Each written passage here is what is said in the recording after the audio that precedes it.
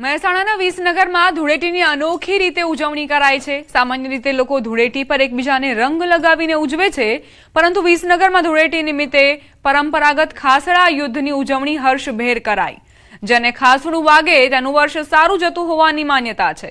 વહેલી સવારે ઉત્તર વિભાગમાં વસતા મોદી, ઠાકોર અને પટેલ સમાજના લોકોનું તેમજ દક્ષિણ વિભાગમાં વસતા બ્રાહ્મણો, કંસારા અને વાણિયા તેમજ પટેલ સમાજના લોકોનું જૂથ એકઠું થાય છે અને બંને જૂથો સામસામે ખાસડા તેમજ શાકભાજી ફેંકવાનું શરૂ કરતા યુદ્ધ જેવો માહોલ રચાય છે। આ વખતે આ ખાસડા યુદ્ધ જોવા માટે કેબિનેટ મંત્રી ઋષિકેશ પટેલ પણ પહોંચ્યા હતા।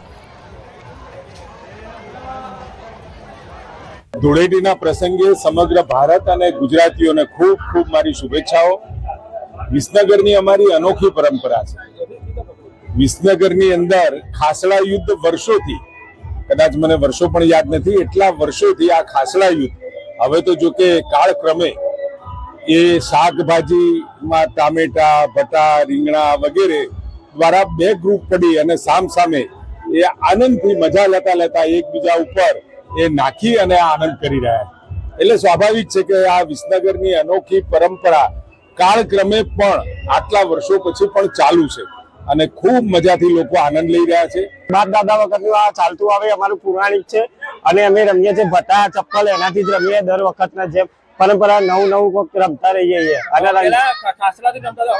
હવે રીંગણ ને એનાથી રમીએ જેથી ભટા ને એનાથી રમીએ છીએ, ખાસડાની છોડી દીધી। આજે ધૂળેટી પર્વમાં વર્ષોની એક પરંપરા છે અમારા વિસનગરની ત્રણ ટાવર મંડી બજારમાં કે અહીંયા શાકભાજી અને જૂતાઓથી મારામારી કરી અને એકબીજા ઉપર ટામેટા છે, બટા છે, આ શાકભાજી મારી અને જેને વાગે એનું સારું વરસ જાય એવું આ વર્ષો પરંપરા જૂની અમારી વિસનગરની વર્ષોથી ચાલતી આ પરંપરા છે।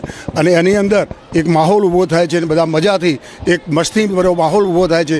સામાન્ય રીતે ધૂળેટીના દિવસે એકબીજાને રંગ લગાવી અને આ પર્વની ઉજવણી કરવામાં આવે છે, પરંતુ વિસનગરમાં વર્ષોથી એકબીજાને ખાસડા અથવા શાકભાજી મારી અને આ જે પર્વની ઉજવણી કરવામાં આવે છે। વિસનગરમાં વર્ષો પહેલા ખાસડા ભેગા કરી અને આજે જે ચોક હોય છે ત્યાં એકઠા થતા હતા લોકો અને એકબીજાને ખાસડા મારતા હતા અને આ પર્વની ઉજવણી કરતા હતા, પરંતુ જેમ જેમ સમય ગયો તેમ તેમ ખાસડાના બદલે હવે શાકભાજીએ આની જગ્યા લીધી છે અને જે ચોક હોય છે ત્યાં ચોક ખાતે જે બે જે ટોળા હોય છે તે એકઠા થાય છે અને એકબીજાને જે શાકભાજી હોય છે તે મારી અને આજે પર્વની ઉજવણી કરવામાં આવે છે। ખાસ કરીને વાત કરીએ તો આજરોજ વિસનગરના ધારાસભ્ય અને કેબિનેટ મંત્રી ઋષિકેશ પટેલ પણ આ ખાસડા યુદ્ધ જોવા માટે પહોંચ્યા હતા અને તેઓ પણ આ જે પરંપરા હોય છે તેને નિહાળવા માટે પહોંચ્યા હતા। આજે પણ મોટી સંખ્યામાં જે લોકો હોય છે તે બે જે ટોળામાં અલગ અલગ થઈ અને એકબીજાને ખાસડા મારી અને જે આ પાવન પર્વની જે ઉજવણી હોય છે તે ઉલ્લાસ સાથે કરવામાં આવી હતી। કેતન પટેલ, ન્યૂઝ 18 ગુજરાતી, મહેસાણા। હવે તમને જે દ્રશ્યો બતાવીશું એ કોઈ ભીડ કે યુદ્ધના દ્રશ્યો નહીં હોય, પરંતુ આ છે પોરબંદરના કળછ ગામમાં રમાતી સદીઓ જૂની ગોટાની રમત। ધૂળેટીના પાવન અવસરે સફેદ વસ્ત્રોમાં સજ્જ ગામના યુવાનો અને વડીલો એકઠા થાય છે અને શારીરિક ક્ષમતાની કસોટી કરતી આ અનોખી ગોટાની રમત રમે છે। આ દ્રશ્યો જોઈને કોઈને પણ આશ્ચર્ય થાય, પરંતુ કળછ ગામ માટે આ તેમની સંસ્કૃતિનો એક અતૂટ હિસ્સો છે। આ રમતની અંદર શૌર્ય અને ભાઈચારાની લાગણી જોવા મળે છે। રમત પૂર્ણ થાય સૌ મિત્રો સાથે મળી દાંડિયા રાસ રમે છે અને એકતાના પ્રતીક રૂપે સમાજને સંદેશ આપે છે। આ ગામના વડવાઓના વખતથી ચાલી આવતી આ રમત, જેની પરંપરા આજે પણ ગામના લોકોએ જાળવી રાખી છે।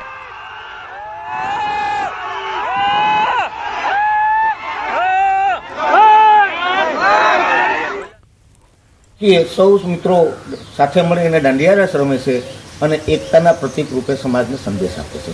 આ રમત વર્ષોથી અમારા વડવાઓના વખતથી ચાલી આવતી રમત છે, જેની પરંપરાઓ આજે પણ અમે જાળવી રાખી છે। આ તરફ રાજુલાના ધારાસભ્ય હીરાભાઈ સોલંકીએ પણ રંગોત્સવ ઉજવ્યો। જો કે હીરા સોલંકી ધૂળેટીના પર્વમાં અલગ અંદાજમાં દેખાયા।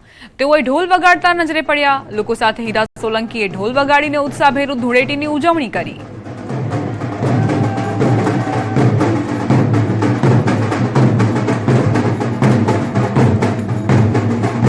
કહેવાય છે ને કે આમ હોય કે ખાસ, તમામ પર્વો ઉત્સવો સૌ માટે સરખા હોય છે। અહીં કંઈક એવી જ પ્રતીતિ થાય છે। ઢોલ વગાડીને કઈ રીતે એ યુવાઓ તો ઝૂમી જ રહ્યા છે, જે ઢોલ વગાડી રહ્યા છે, પરંતુ અન્ય જે વ્યક્તિઓ છે તે પણ હાજર છે અને તેઓ પણ એ જ તાલ પર હાથ અજમાવી રહ્યા છે અને હીરા સોલંકી પણ